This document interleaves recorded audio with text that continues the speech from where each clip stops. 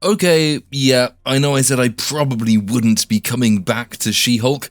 For those of you new to the channel, I have done a pretty thorough review of episode 1 and the broader issues surrounding the show, and I consider that my definitive entry. Apparently this guy thinks the same thing, whoever he is.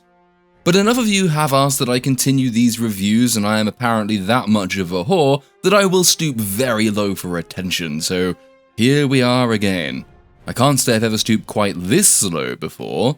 A banker did once offer me a week's salary to spend a night with him. I declined it because he offered me a week's worth of my salary, and at that time I was working customer service, which, as anyone who has ever worked front of house knows, entails getting regularly fucked by idiots for very little money, and no way was I going to do that on my night off. Speaking of cheap degradation and sexual perversion, She-Hulk episode 2, the one where absolutely nothing happens, so naturally I've managed to compile a 40-odd minute video about it. We open with a news report montage recounting the events of the last episode, specifically that few seconds we got at the end of that episode where Big Green Jen over here wasn't entirely insufferable. The court scene that was aborted because the writers didn't know how to write it, so instead had a perimenopausal wine aunt burst in through the wall, presumably hunting for a box of Chardonnay. She-Hulk twatted her and then left her sprawled against the wall, looking like any given member of this show's middle-class metropolitan single-lady target audience after ladies' night at the club. Which almost panned out differently, as it turns out. Wine Aunt herself, I don't remember her name, but apparently she was once host on Radio 1, probably the only gig in existence from which She-Hulk is a step up. Well, she didn't just want to be twatted, apparently, she wanted to be twatted in the twat. And I share this with you because, I had to watch it, so in the name of fairness, I'm going to subject you to it as well. Let's first show everyone the stunt that they chose. Okay.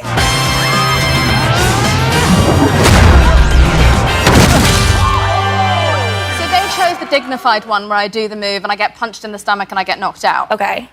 I felt, now we have seen so many men kicked in the balls on television for such a long time. Yes. And we've never seen a woman just socked right in the vagine. No. We really haven't. And I believe in equality. Yeah. And so therefore, I begged for, and I can't believe they're so cool that they let me even give them the take of what it would look like if She-Hulk punched me in the Yes. And so here it is for you now. I go in, oh! Wait, was that even... Now look, I've said my bit on female comedians and feminist humour and all the rest in our last video, but since the world apparently exists to confirm all my prejudices, I really don't have a choice but to reuse this clip. Just do women's comedy stuff, talk about how fat you are and how you want to have sex with guys and then say, my vagina a lot. And I'm saying no more about it. For a fuller, deeper, more pleasurable penetration of this issue, see the previous video. The news montage has the same quirky, weightless and chirpy style as you'd expect from a Marvel entry, and it does at least seem to suggest that the writers have remembered, however temporarily, that they did bill this show as a comedy, albeit a Marvel comedy which guarantees that it is not actually funny. It does, however, show how the term She-Hulk is coined in-universe. Turn into a Hulk, like a chick Hulk. A She-Hulk? Exactly. I am a journalist in my day job. I do genuinely know a fair few reporters who'd have been absolutely chuffed to have come up with this line, so... points for realism, I guess, though my profession absolutely should not be flattered by its portrayal. Jen is outside some sort of drinking establishment with her very fashionable lawyer friend, and they hear the people inside chanting She-Hulk, She-Hulk, She-Hulk, a name she apparently isn't that satisfied with, but she is persuaded to go in anyway, and in between cuts, she transitions into definitely a female swimmer Hulk and makes her entrance, which showcases this show's questionable relationship with CGI. There were times in the first episode where they got it right, and there were times when they got it wrong. Here, in my view, they got it quite significantly wrong, and you do have to question the wisdom of using devices made for film in TV shows that do not enjoy the same budgetary largesse. I don't doubt She-Hulk has a budget most TV producers could only dream of, but She-Hulk is not even Disney's premier MCU TV installment, and the cost constraints show. I made a similar point in the previous video. The quickest way to rehash it is just to compare two scenes featuring the Hulk, one from She-Hulk the show and one from, say, Avengers Endgame, and just invite you to note the difference in texture, detail, facial dynamism, and expressive range. And there is quite a revealing interview, again with the show's lead and writer, Jessica Gao, illustrating this point. Everyone picked up on the revelation that they did not know how to write court scenes, but I relate to you this short excerpt, which is equivalently revealing. In writing the show, Gao admits that she didn't have as much understanding as she might have liked around the logistics of filming such a CGI-heavy show. When we were writing the show, I don't think anybody really knew exactly how we were going to do this CGI character, she explains.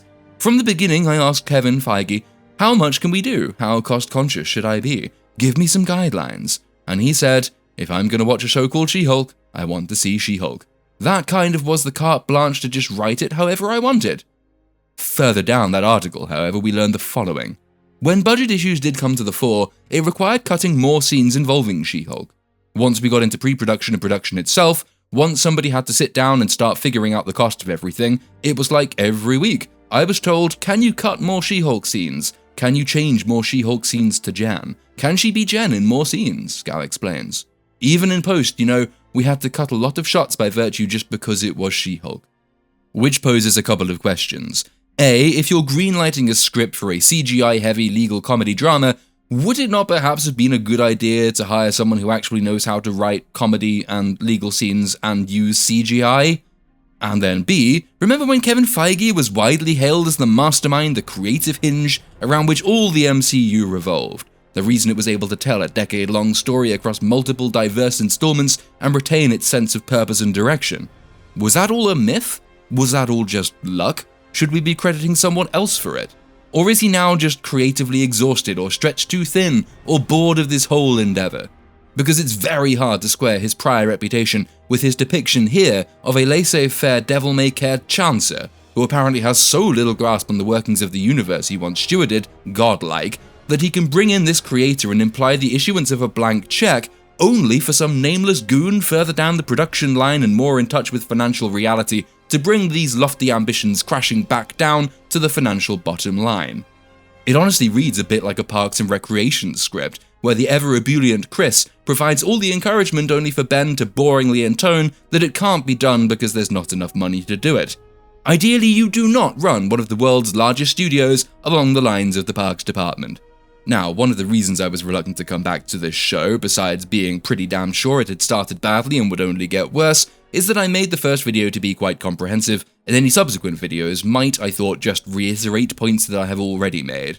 And in a sense, I was right, but, curiously, the writers seemed to have agreed with me. For example, I said that there was a whole class of comics heroes, the female clones of established male ones, that, while not necessarily derivative, always risked becoming derivative because they lack the same powerful need to exist and to tell unique stories.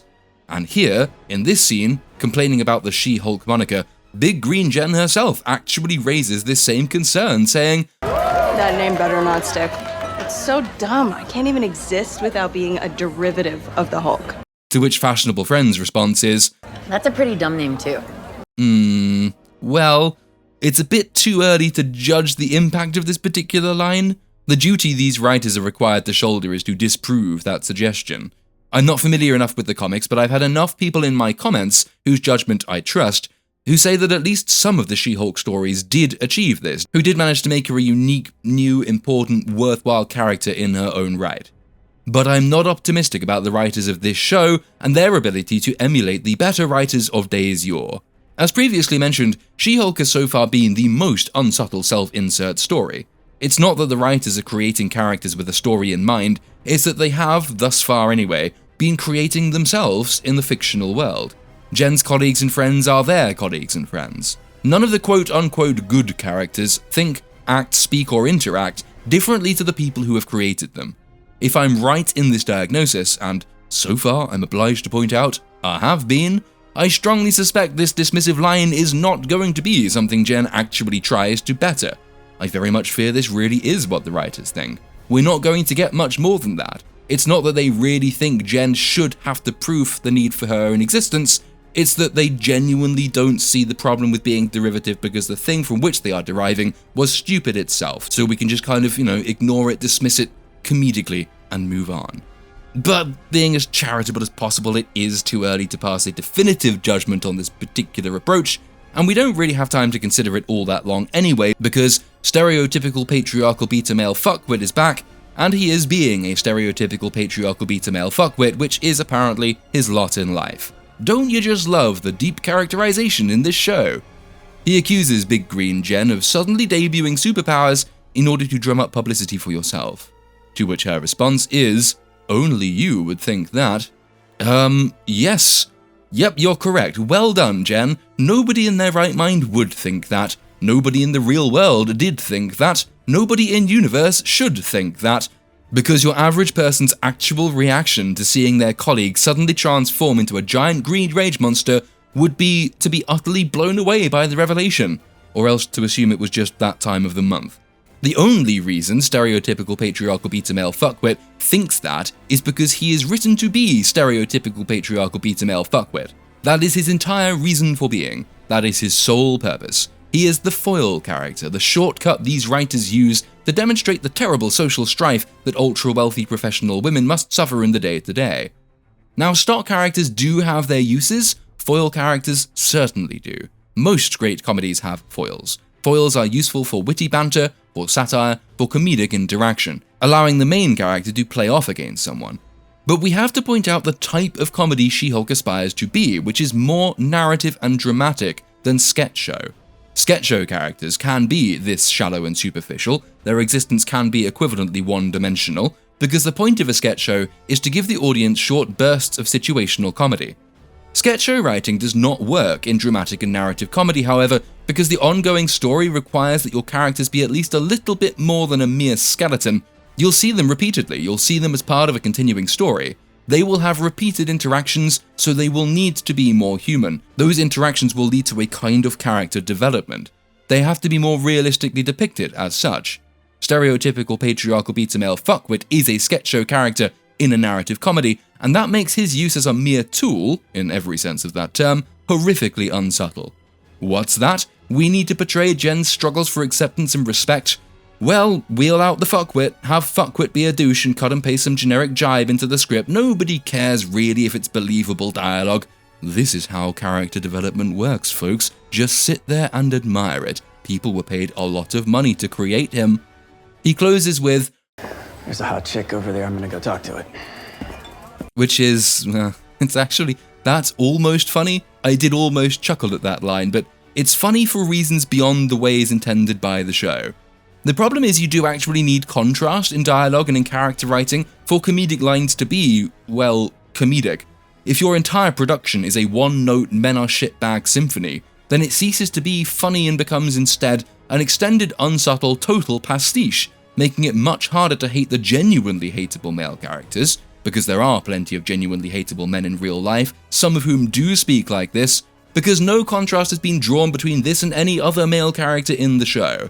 This isn't wit, rapier-like in its cut and precision, it's just a blunderbuss against maleness per se, recalling again that criticism I made at the close of the preceding video having to do with how male audiences, and female ones too, are poorly served by this kind of lazy takedown of the bogeyman class, with the emphasis on man. To the extent this line was funny at all, it's because I know some people who might say that if they were going out of their way to be as edgy as possible. If the person is trying to be edgy, that's quite funny. But if you're saying that men actually, on the whole, generally speak like this in the day-to-day, again, no doubt some of them do, but this blanket condemnation just falls flat. So funny, in a way, but not the intended one. Fashionable friend returns with some drinks, and they decide to slag off the Avengers for a bit, obviously. Apparently, Big Green Jen didn't go to law school to become a vigilante because that's just for billionaires and narcissists and orphans. Now, materially speaking, you'd probably find a pretty quick way to write off all that debt by becoming a superhero. It's one of the less questioned facets of the MCU, who pays them, how much, how regularly, because none of them really suffer for money, and you'd not have expected them to, except now, where some jobbing activist is given the pen and takes a fancy to poverty porn, something we saw egregiously in The Falcon and the Winter Soldier, and which returns here. Nobody is poor in the Avengers unless the writers have a point to make. None of them should be poor, given what we know of the rules of the universe. But when, lately, we have needed them to be poor in order to make a socio-political point, well, screw the rules. Fuck them. Doesn't matter. We need to prove the point. Rules can just do one. Secondly, the idea that members of the Avengers were dysfunctional is of course well understood, but it used to be played properly. Tony Stark's narcissism is understood to be a character flaw for him to overcome, for example. Likewise, Bruce Banner's trauma. This is what jobbing simps on Twitter fail to understand when they allege double standards in our treatment of, say, Iron Man and Captain Marvel. No, it is not double standards to point out that one character has to overcome his narcissism while the other is celebrated by narcissists for her narcissism. But more broadly, this show comes off the back of the most cataclysmic event the world has ever undergone. Half the population was extinguished. They were brought back at great, and in the case of Tony Stark, Steve Rogers and Natasha Romanoff, the ultimate cost, by the people here casually traduced as billionaires, narcissists, and orphans. The irony of people accusing She-Hulk's critics of being selective in how they treat with narcissism is that they are implicitly defending the most narcissistic characters. The level of self-indulgence and carelessness and frivolity and, yes, narcissism you have to dismiss the team of heroes who saved the world as just billionaire narcissistic orphans is off the fucking scale. Do we really want to champion characters and hold them up as feminist icons who just think they're above being grateful? The entitlement doesn't cease, of course, nor does the show's depiction of a hollow stereotype. When Big Green Jen asked, Do the Avengers offer healthcare? I don't. Maternity leave, a pension? Are they even paid? and seems to suggest that the absence of any of those things in the Avengers is some sort of injustice that makes it just too difficult for a high-flying career professional woman like her to even consider joining them. As with Jen's thoroughly bitchy put-down of Bruce in the previous episode, this is the kind of sentiment that can only be redeemed if she eventually comes to understand precisely why these things are second-order concerns. By which, I do not mean to say that they are not incredibly important for most people, but rather that they are only attainable, and indeed they only exist now in the MCU, because being a superhero entails sacrificing your entitlements in order that other people can enjoy theirs. Natasha Romanoff couldn't have children. No one who died in the course of phases 1 to 3 could dream of having a pension. Rhodey was paralyzed in the line of duty. Peter Parker had to have everyone forget about his mere existence as Spider-Man, sacrificing all his friendships and relationships. These are tremendous sacrifices. Jen has to be made to understand this, to forego these privileges she here lazily assumes are hers by right. Because none of these things is a right. All of these things exist because the heroes of phases 1 to 3 fought for other people's ability to enjoy them at the expense of their own freedom, safety, and comfort. Yes, as with her diatribe in the previous episode, this could be fixed in subsequent episodes. But fixing them requires that the writers themselves understand the point, which is, to borrow from Team America, that freedom isn't free.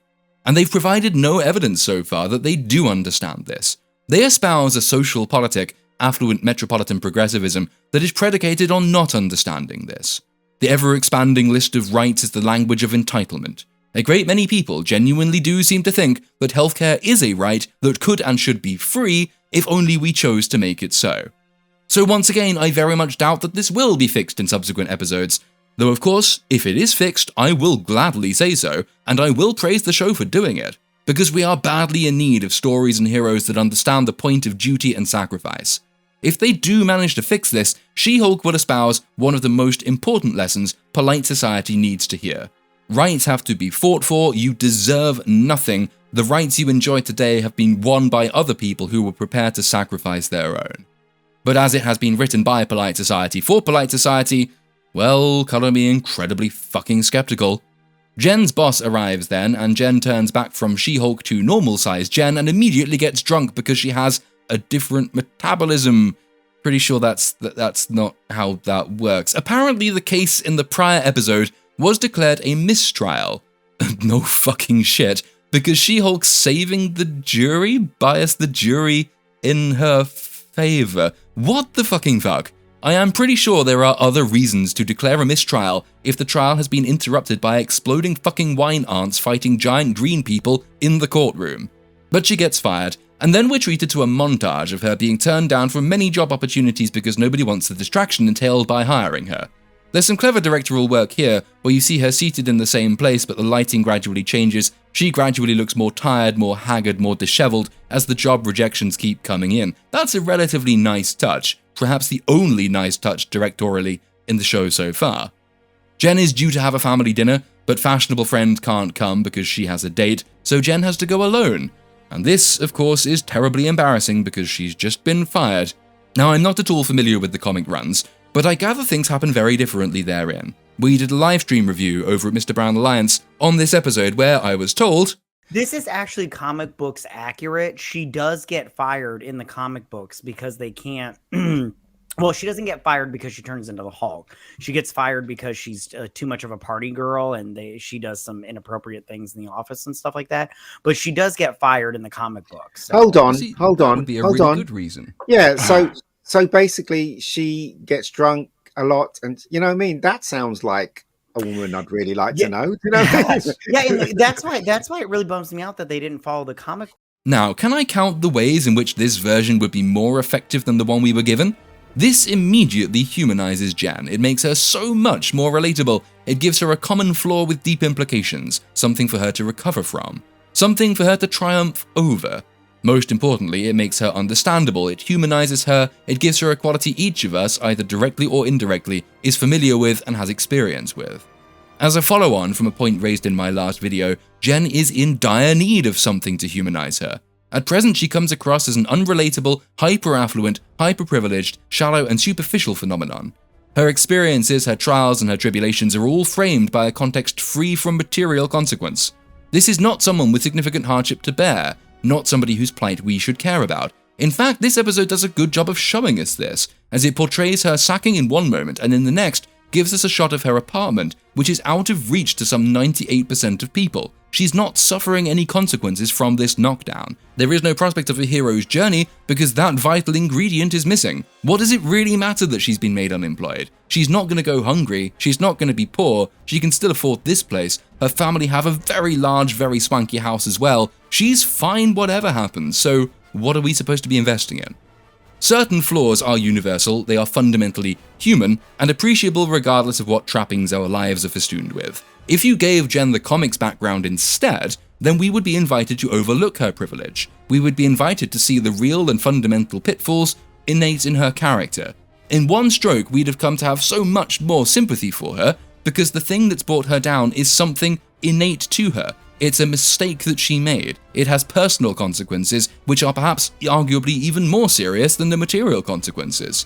Have her go out partying too much, have her become a bit of an alcoholic, have her be sacked for criminal irresponsibility, negligence. That is something that can exist independently and it can supersede the material consequence of her sacking. It doesn't matter if she still lives in a swanky apartment if the reason she was fired is a deeper personal fault. But in this version, she has committed no fault. She saved a jury when exploding Wynand came in through the wall, and then, because she saved the jury, everyone liked her too much, so there was a mistrial, so she got sacked, and no one else will hire her because she's a superhero and she's too big and good and therefore distracting. No, this is not good character writing. In the event, yeah, fuck it. There's no real weight attached to the scene. For all the clever editing we see in the numerous failed job interviews, cut seamlessly to show her becoming tired, haggard, disheveled, etc. It's a clever technique, it does deserve a much better character to justify its application. What else do we actually get from the scene? Well, we see continuity errors presented as jokes. Blink and you miss it, but it's simultaneously the funniest and the most problematic, to use that horrible fucking phrase of shots. We see her web browser, which is the only acknowledgement of the Eternals that we've so far seen in the MCU. Tellingly, in that it betrays how unnecessary the majority of Phase 4 has been, we're invited to remember that there is a massive statue currently jutting out from the ocean somewhere, and nobody has noticed it or acknowledged it except here, as a little Easter egg in a web browser. It's a clever enough reference, it deserves praise I guess for that reason, but it does invite us to remember a deep and significant problem, which is the lack of stakes and consequence in the entirety of Phase 4. Nobody is actually dealing with the results of the Eternals. Nobody even seems to understand that that film took place. Everyone forgets about it, in-universe and out-universe. It's something that should really be, if not earth-shattering, then at least remarkable. But She-Hulk, cleverly if unintentionally, reveals how little investment we have in this phase as a whole, and how little, by contrast to phases 1 to 3, the events of one installment have an impact on continuity. Which, when you go back to the point made earlier about Kevin Feige, is... well, it's pretty fucking depressing, actually. In this one throwaway visual, you see the whole reason so many people have stopped giving a shit about Phase 4, and the clearest depiction yet as to why Phase 4 is just that much less engrossing, gripping, and meaningful than Phases 1 to 3. We also get to see, in her lock screen, some more of the hypocrisy that's come to bedevil modern media. It's Captain America's admittedly impressive ass. And if you're wondering why I'm taking time out to critique what is essentially furniture, well, it's because this entire show is so fucking pointless and there is nothing else to talk about. Anyway, this shouldn't be an issue. Likewise, the naked Thor scene from Love and Thunder. It has been made an issue because we've heard for years, if not for decades, from the type of person She-Hulk is designed to cater to, that sexual objectification is wrong per se. And yet, here it is, cleverly inverted. Now, there is a lot that can be said about this particular moment. I don't intend to bog the video down with it, but the short form version is, I think we've all become altogether too prurient and sensitive to sexuality and the sexual.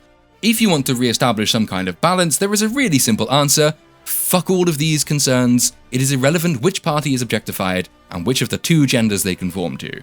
Sexual objectification has been a thing in the arts for as long as there have been arts. It really shouldn't be an issue. You can find equivalent idiotic prurience in Savonarola's Bonfire at the Vanities, and the mass vandalism against classical manhood by outraged nuns. I'm not saying this just because I like them more than the average bear, but penises are a good thing, and people who go around cutting them off are probably cunts, or people too unattractive to have same inhabited by those penises. We should be allowed to sexually objectify attractive people. Chris Hemsworth, for example. We should also be allowed to sexually objectify Scarlett Johansson and Elizabeth Olsen, as long as they all consent to the relevant scenes. So I shouldn't have to point to the Cap's ass as lock screen moment at all, because in a healthy society, it would be entirely unremarkable, unless you're into that kind of thing. It's only worthy of note because the people who put it on screen are exactly the same as those who've told us this kind of thing is bad when the subject, or the object, is a woman. The correct answer? Fuck 'em, male or female. Join me on the bi side of the force, you will immediately double your prospects. Anyway, moving on with what passes for the plot of this show, the subsequent dinner party is... well, I mean, it hasn't really been funny since Bridget Jones did it, so it's not especially funny here. Occasional half-decent line, obligatory lore joke, does Hawkeye pick up his arrows? Inevitable jibes against age and experience, fade out in cacophonous noise. As a setup to the next scene, it does serve a purpose, and the next scene is the only one so far that's actually halfway pleasant, because Jen's dad, who gives her advice, is a normal, ordinary, aging, slightly nonplussed, but fundamentally decent and supportive chap, for all he might lack a bit of social grace occasionally, and is automatically therefore the most likable character in the entire show, proving the writers are capable of this. It's just that they very seldom give a shit to do it, because it's much harder to push socio-political messaging when you're also writing characters who aren't one-dimensional fuckwits. We don't get to enjoy the scene all that long though, because we have to cut back to another bar where Jen is hired by the law firm that secured the mistrial, on quite possibly the most complicated of all available grounds for a mistrial. I almost want to watch Rakita Law's reaction to that scene, just for the indignant list of much easier alternatives that would have been available to them. Mind you, the law is a weird and complicated thing. Maybe there really is no easy way to get a mistrial just because a glammed up super harlot burst through the walls and got into a fight with an attorney. But, I mean, I'm pretty sure there would have been. Jen arrives for her first day and struggles to make it through the door. Funny. No, it's not funny. And she learns that the company has set up a new legal division dedicated to superhero-related cases, meaning she will be required to be in court as She-Hulk. Apparently, they are the first law firm to set up such a department, which, given we've had nearly 15 years of this shit, and longer in the in-universe timeline if you consider the likes of Captain Marvel, well, that seems highly implausible. This isn't a new idea in the mainline comics. Marvel and DC have numerous variations on an Office for Superhuman Affairs, and I believe there is a book that came out a few years ago that's set in an office building that follows a team of administrators who have to do the paperwork cleaning up after superheroes have their massive, city-destroying fights. I don't remember the name of the book though, and I kind of want to read it, so chat or comments section, if this is familiar to you, maybe you can help me out.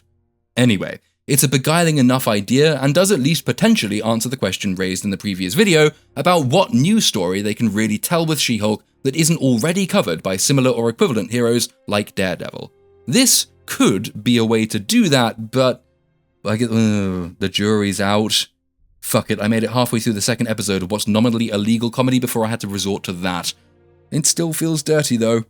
We also get the episode's first break of the fourth wall. Again, this is so rare as to be jarring and not in a good way. I don't know if it's a stylistic choice or a mechanical failure, but this one is doubly weird because Jen is never quite looking at us as she delivers her lines, but always slightly off-center. Which might be because she's not supposed to give the impression she's really focusing on us, but it might also be because they didn't have the googly eyes on the stick or whatever it is CGI people use to direct the line of sight aligned in quite the right place. There's also an especially weird exchange where she's asked what she thinks of her company's plans, and she says she's agnostic, leading to this response. Interesting. Unprecedented for sure. Huh. Oh. Why does it feel like I've missed the setup for whatever this wacky excuse for a comedic moment is supposed to be? Oh, and the board are all old white men. Never saw that coming. Jen's first case concerns Abomination, who is apparently up for release. We're told the case is supremely high profile, which more or less guarantees this is the first we've heard about it, and we have to be told about it in dialogue. Abomination wants her to be his lawyer, which of course is awkward because he tried to kill Bruce back in that 2008 film nobody is quite sure belongs as part of the MCU. This scene serves as a double reference. First, and most obviously, it is a callback to that film, and second, it's an opportunity for a Silence of the Lambs reference, as they walk through the hallway and Jen is told to stand back from the glass, etc. The effect is just to make me want to stop watching She-Hulk and go watch Silence of the Lambs again, because that's a very, very good film, and this is a very, very shit series, but well, I've committed, I guess I'm gonna have to see it through. But then they make it even harder because they double down on that reference, literally having Jen say, "So you're gonna serve me up with some fava beans and a nice Chianti?" Ma'am, this is a prison. Of course. I think that's supposed to qualify as a joke, though it's not funny again, and it more accurately counts as just a reference. I am forced once again to note that this comedy is not funny, and if it's trying to be, it is barely noticeable. It's good to see Tim Roth back as Abomination, I guess, though he looks pretty the worse for wear these days. He claims that he is mentally, physically, and spiritually transformed and he wants to start a new life. He tells her he was given serum by the government, and that explains why he went mad and tried to blow up Harlem. He plays off his own condition against the fact that Bruce is now held up as a hero. And Jen just kind of buys all of this. She simply advises him that he'll need to demonstrate true remorse, so he offers to read her some haikus that he wrote for his victims.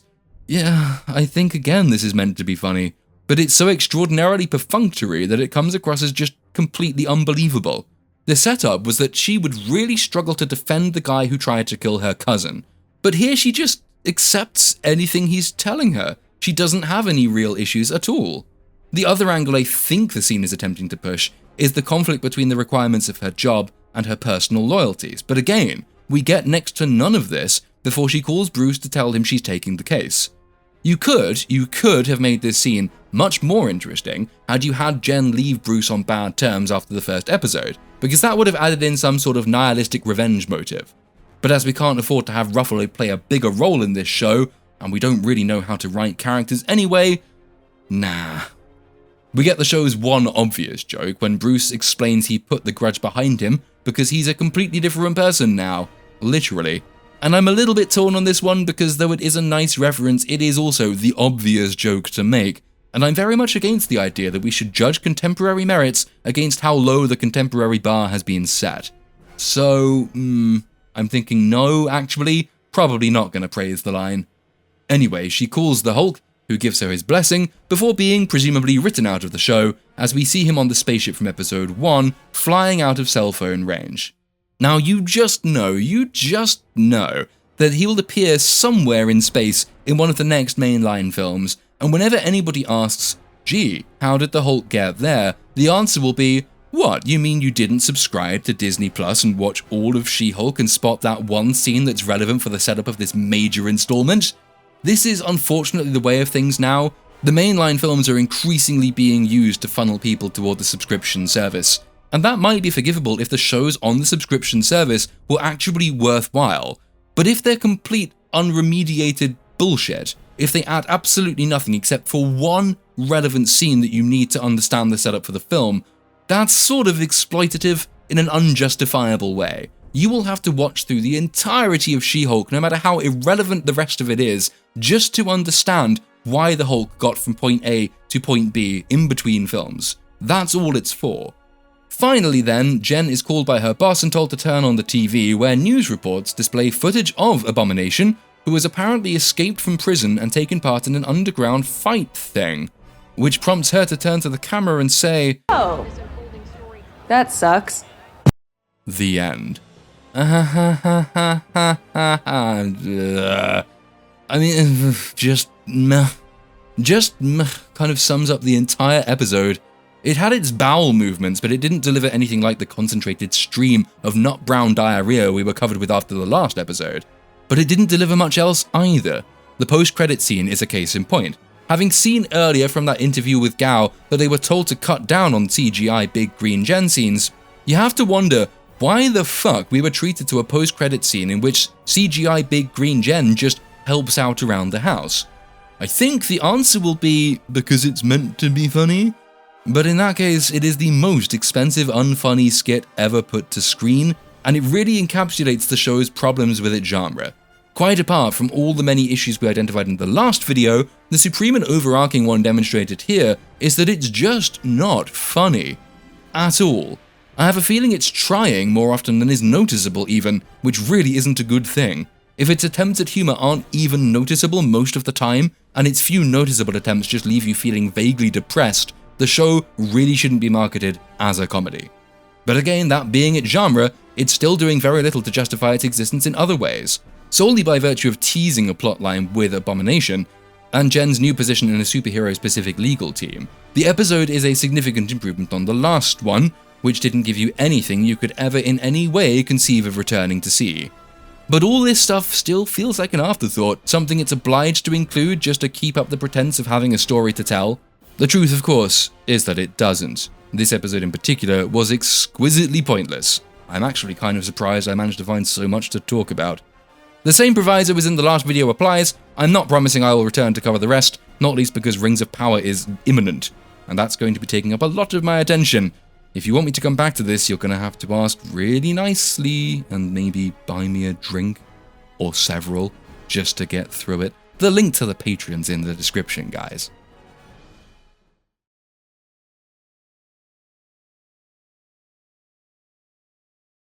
Who?